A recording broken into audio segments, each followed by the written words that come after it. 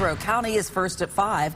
High levels of blue-green algae have been detected in parts of the Hillsborough River. Now, that algae can make you and your pets sick, so county officials, well, they're urging caution. Fox 13's Josh Cassio joining us live from along the river, and we want to know what people should do if they come across this algae, or even worse, what if they live near it, Josh?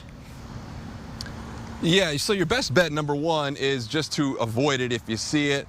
Certainly don't swim in it. And if you do see it, a good idea to report it to authorities. Now, the good news in this case, the blue-green algae that was found, the levels weren't extremely high. In fact, I'm told they were just above the acceptable level, but high enough that they wanted to put out a warning to folks. Again, if you see it, your best bet, just avoid it.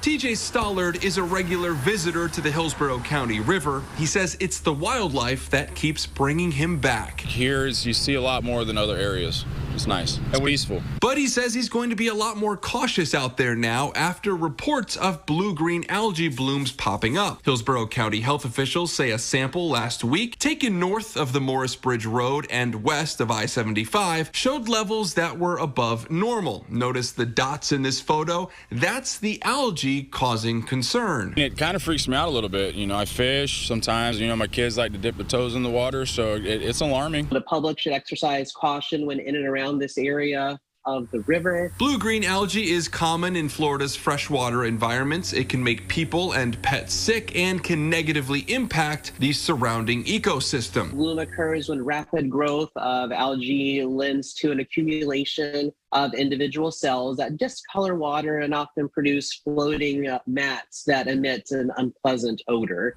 Officials are advising against swimming, boating, and eating shellfish from the affected area. Definitely wash your skin and clothing with soap and water if you come into contact with the algae.